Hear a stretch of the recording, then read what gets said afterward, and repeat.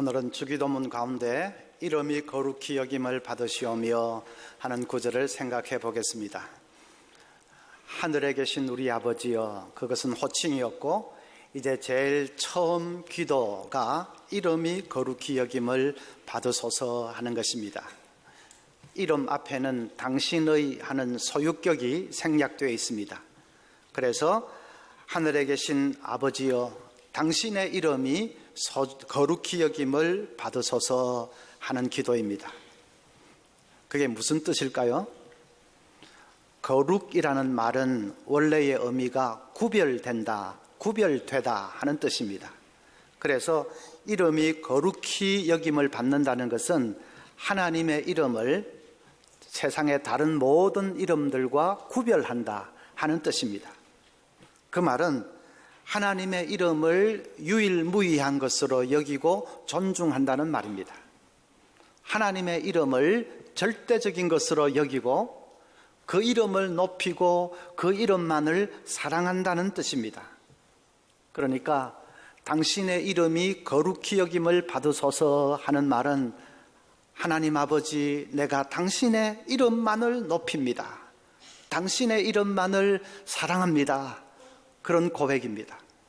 내 가슴 속에 당신의 이름 외에 다른 어떤 것도 자리하지 못합니다 하는 고백입니다. 아주 찐한 고백이지요. 김소월의 시 초혼을 아시지요? 산산이 부서진 이름이여, 허공 중에 헤어진 이름이여, 불러도 주인 없는 이름이여, 부르다가 내가 죽을 이름이여, 심중에 남아있는 말 한마디는 끝끝내 마저 하지 못하였구나. 사랑하던 그 사람이여, 사랑하던 그 사람이여. 얼마나 사모했으면 부르다가 내가 죽을 이름이여 그렇게 말했겠습니까? 부르다가 내가 죽어도 좋은 이름이여. 여러분에게 그런 이름이 있습니까? 미국 총각이 한국 아가씨 한 사람을 만났는데 얼마나 좋던지 첫눈에 반했습니다. 그래서 두근거리는 가슴으로 성함이 어떻게 되십니까? 물었습니다. 그랬더니 아가씨가 I am you 합니다. 안 그래도 좋은데 I am you, 나는 당신입니다 하니까 이 총각이 얼마나 좋겠습니까? 내 속에 당신이 있습니다. 그래서 I am you라고 하는 줄 알았습니다. 그런데 나중에 알고 보니 그 아가씨의 성이 유씨였습니다.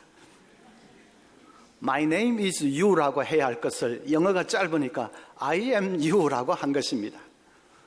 그래도 총각은 그 말을 들을 때에 그것을 운명처럼 받아들였습니다. 내 속에 당신이 있습니다. I am you 그러는 줄 알고, 이 여자는 하나님이 내게 주신 여자구나 그렇게 생각을 하고 결혼을 하고 평생을 그런 마음으로 살았다고 합니다. 때로는 영어가 좀 짧은 것이 좋을 때도 있습니다. 여러분에게 I am you라고 할 대상이 있습니까? 부르다가 죽어도 좋을 그런 대상이 있습니까? 그런 대상이 있다면 그 사람이야말로 세상에서 더할 나위 없이 행복한 사람일 것입니다. 하나님이 우리에게 그런 대상입니다. 하나님이 말할 수 없는 사랑으로 우리를 사랑해 주셨지 않습니까? 지옥에 떨어져야 할 우리를 건져내어서 천국의 백성으로 삼아 주셨지 않습니까? 그 하나님이 우리에게 그런 대상이죠. 미국 루이지애나 주에 가면 폰차트렌이라고 하는 바다처럼 큰 호수가 있습니다. 1920년 어느 날 아빠와 아들 4명이 한 가족이 기선을 타고 그 호수를 건너다가 풍랑을 만났습니다.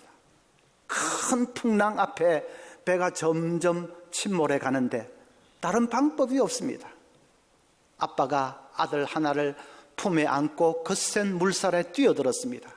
그리고 다른 아이들에게는 아빠가 곧 올 테니까 겁내지 말고 조금만 기다리고 있으라 하고는 뛰어들었습니다.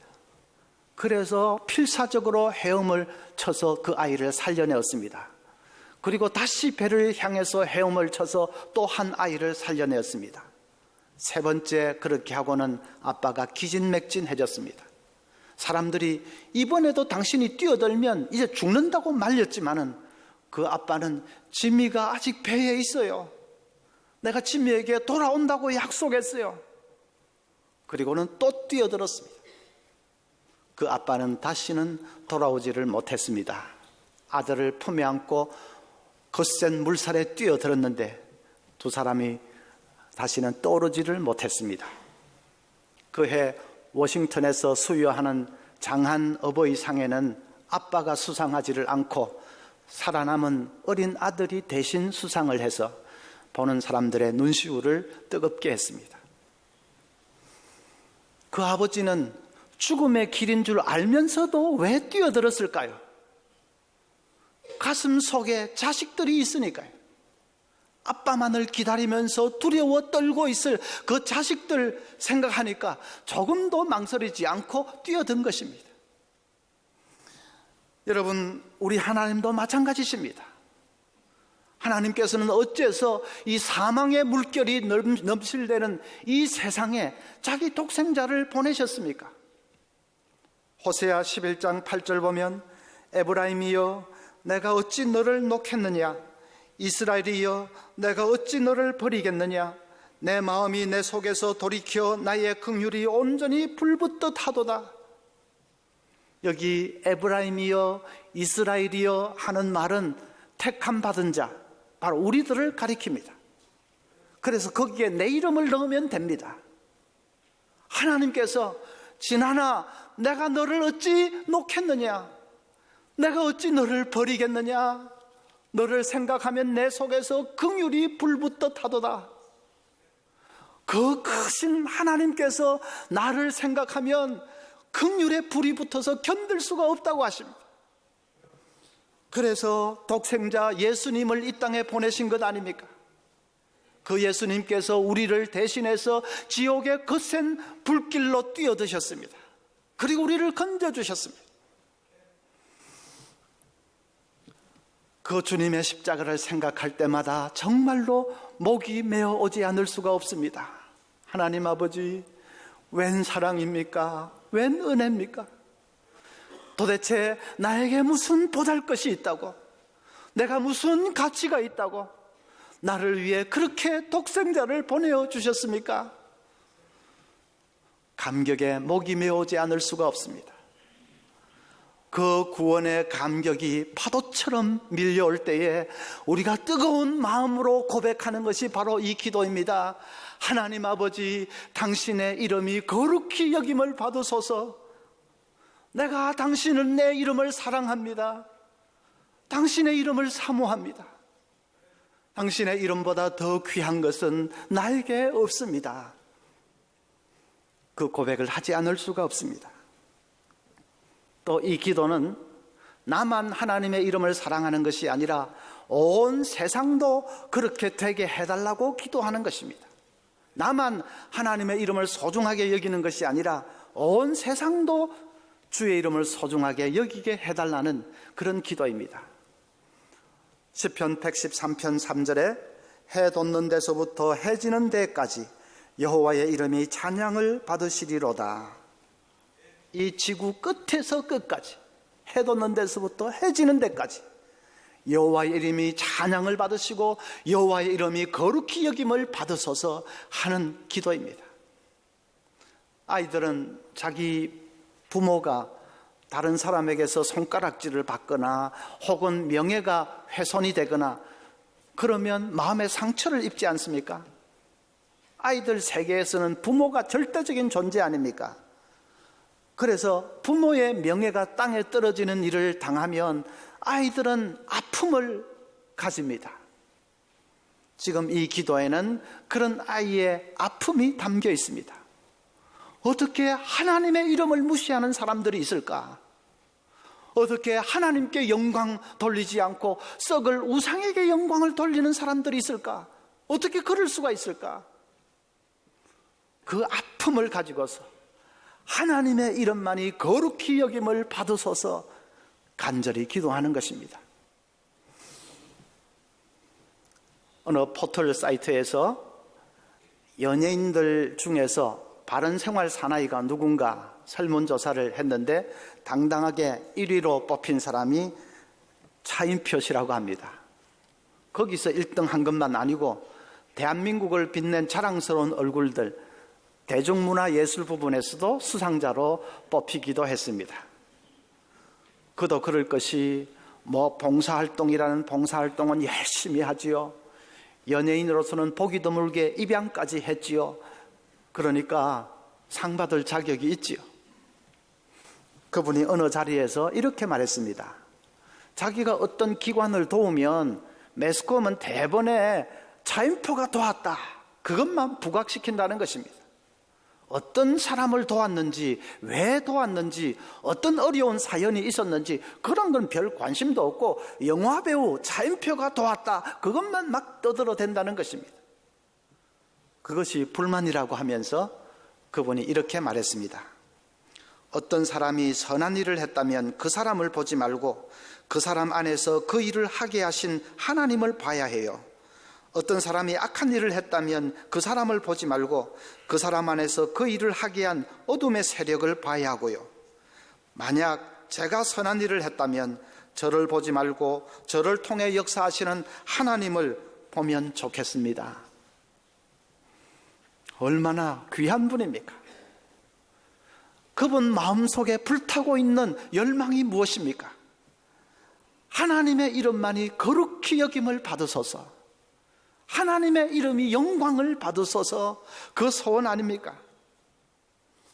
여러분, 우리에게도 그 간절한 열망이 있기를 바랍니다. 내 직장 가운데에서 하나님의 이름이 거룩히 여김을 받으소서, 내 사업체를 통해서 하나님의 이름만이 높이 거룩히 여김을 받으소서, 내 자녀들이 하나님의 이름을 거룩하게 하는 그런 생을 살게 해 주소서, 그 간절한 소망이 우리에게 있기를 바랍니다. 우리 주님께서 기도를 가르쳐 주시면서 왜 이름이 거룩히 여김을 받으시오며 이 기도를 제일 먼저 해라고 했을까? 그 기도가 우리에게 큰 복이 되기 때문이죠. 그 기도대로 살 수만 있다면 우리에게 큰 축복이 되기 때문입니다. 무슨 축복이냐? 첫째는 세상이 알지 못하는 큰 평안을 누릴 수 있습니다. 서울대 암연구소에서 스트레스와 질병의 상관관계를 밝히기 위해서 실험을 했습니다. 유리상자 2개에 각각 쥐들을 넣어놓고 한쪽 쥐에게는 전기 충격을 가하고 다른 쪽 상자의 쥐는 그것을 그냥 보고 있게만 했습니다. 그래서 어느 쪽 쥐가 더 먼저 자빠질까, 그걸 실험을 해보았습니다. 전기 충격을 가한 쥐는 처음에는 부신피질 호르몬이 7배까지 급격하게 상승을 했는데 그 다음에는 시간이 지나면서 그게 점점 줄어들면서 그런 대로 좀 견디고 버텨냈습니다. 그런데 그것을 지켜보고 있는 다른 쥐는 처음에는 부신피질 호르몬이 별로 크게 상승을 안 했는데 시간이 가면서 점점 그것이 높아지면서 결국은 감당을 못하고 자빠져 버렸다고 합니다. 먼저 자빠진 쥐는 전기 충격을 받은 쥐가 아니라 그것을 지켜보고 있던 쥐였습니다. 전기 충격을 받은 쥐는 육체적인 스트레스를 받은 것이고 그것을 지켜보고 있는 쥐는 정신적인 스트레스를 받은 것이죠. 그래서 실험의 결론은 정신적인 스트레스가 육체적인 스트레스보다도 훨씬 더 크고 견디기가 힘들다 하는 것이었습니다. 그 실험이 맞는 것 같습니다. 현대인들이 왜 이렇게 삶이 피곤하고 스트레스를 받습니까? 무슨 육체적인 뭐가 많아서 그렇습니까? 정신적인 스트레스가 더 큽니다. 늘 경쟁하면서 살아야 됩니다. 누가 날 쫓아오지는 않는지, 후배가 나를 추월하지는 않는지, 이번 승진에는 어떻게 될 건지, 늘 그 생각 때문에 밤에 잠이 잘 오지 않습니다. 늘 다른 사람들 시선을 의식하면서 살아야 됩니다. 누가 나를 어떻게 생각할까? 나를 똑똑하다고 생각할까? 성공한 사람이라고 부러워할까? 아니면 어느 놈이 날 깔보고 무시하지는 않는가? 늘 다른 사람을 살피면서 살아야 합니다. 한마디로 인정 중독입니다. 현대인들은 다른 사람들 인정받지 못할까 봐 전전긍긍하면서 사는 인정 중독자들입니다. 영성학자 헨리 나윈이 인정 중독에 대해서 이렇게 말했습니다. 인정 중독자는 약간의 비판에도 분노하고 약간의 거절에도 우울해한다. 약간의 칭찬에 기분이 들뜨고 약간의 성공에도 흥분한다. 그는 바다에 떠있는 조각배처럼 철저히 물결치는 대로 요동치는 사람이다. 다른 사람들 시선에 따라서 이리 요동치기도 하고 저리 요동치기도 하고 그거 맞춰간다고 이리 뛰고 저리 뛰고 얼마나 피곤하고 스트레스가 많습니까? 결국은 세상에 연연하기 때문에 그런 거지요. 세상에서 인정받는 것, 칭찬받는 것, 성공하는 것, 그 세상에 결국은 세상 욕망에 목매달고 있기 때문에 그렇습니다. 그 스트레스에서 해방되는 길은 없을까?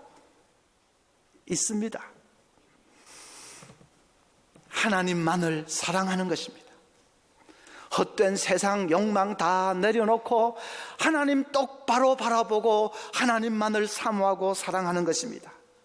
날 구원해 주신 하나님, 나를 천국 백성 삼아주신 그 하나님만을 뜨겁게 사랑하는 것입니다. 그러면 인정 중독에서 해방될 수 있습니다. 여러분 누가복음 19장 삭개오 보십시오. 그것도 지독한 인정 중독자였습니다.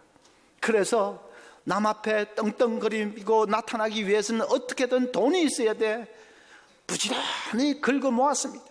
사기치고 등치고 수단방법 가리지 않고 긁어 모았습니다.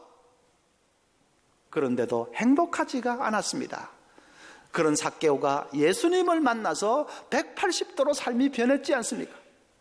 그렇게 애써 모았던 재물을 남에게 다 줘버리겠다고 합니다. 이제는 다른 사람을 도우면서 살겠다고 합니다. 그의 삶에 상상도 못한 행복이 찾아왔습니다.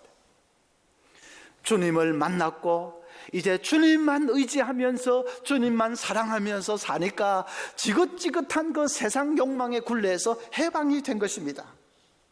그의 마음속에 바다처럼 기쁨과 평안이 흘러 넘치게 되었습니다.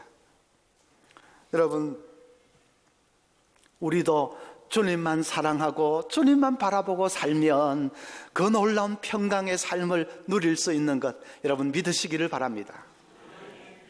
둘째로는 하나님의 이름을 거룩히 여기는 사람은 삶에 큰 능력을 얻을 수 있습니다.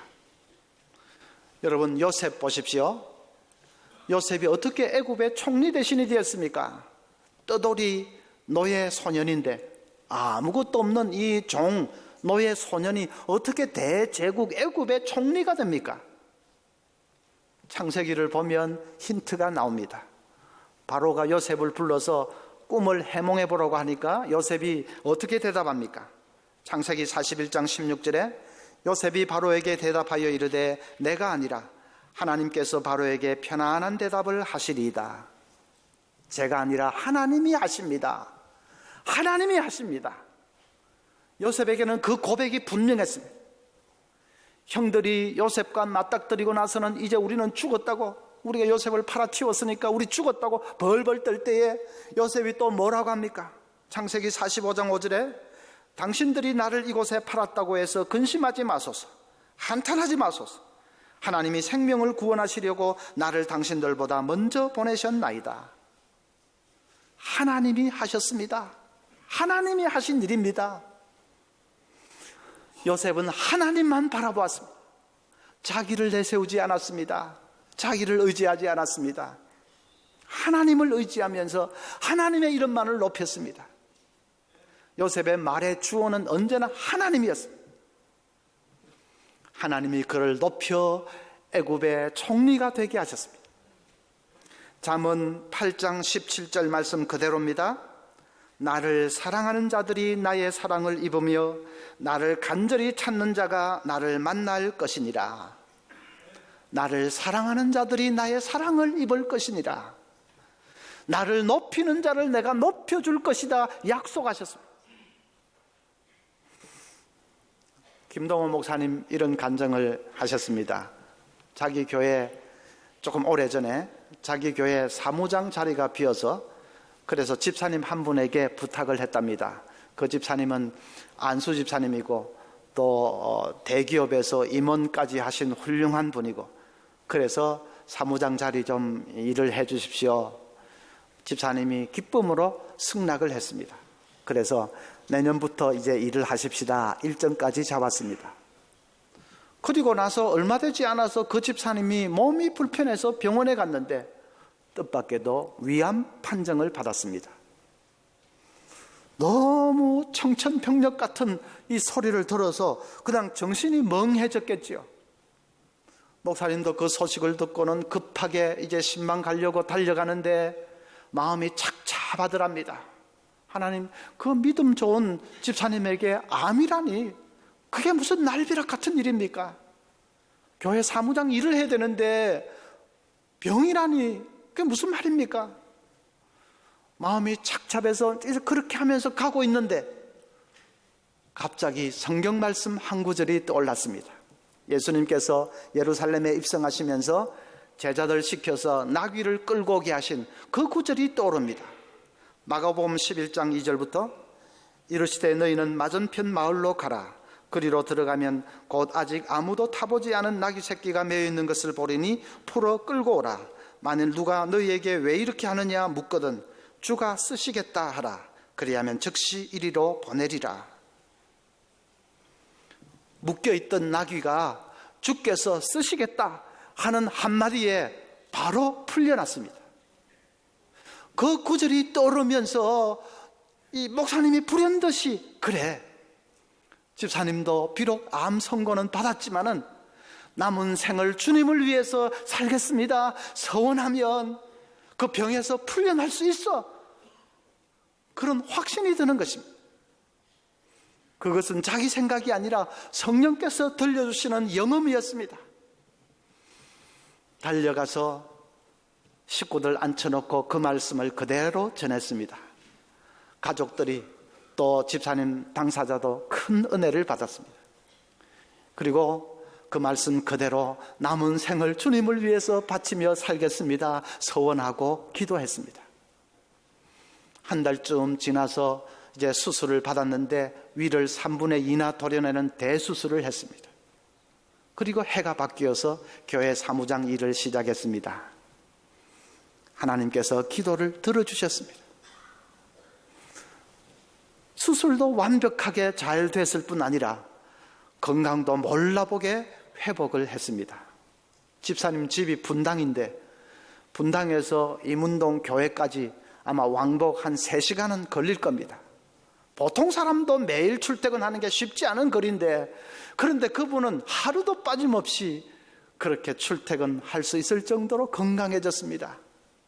얼마나 신실하게 일을 잘하는지 목사님 목회에 없어서는 안 될 귀한 동력자가 되었다고 합니다. 그 간증을 이렇게 듣는데 정말로 가슴이 뜨거워졌습니다. 여러분, 하나님의 이름만을 사랑하는 자에게 하나님께서는 능력으로 함께 해주십니다. 주의 영광 위에서 살 수 있도록 하나님이 붙들어 주십니다. 기적도 베풀어 주십니다. 묶여있던 것에서도 풀어주실 것입니다. 이제 중요한 것은 우리에게 정말로 그 기도에 이 제목이 있는가 하는 것이겠지요. 주의 이름이 거룩히 여김을 받으시기를 원합니다.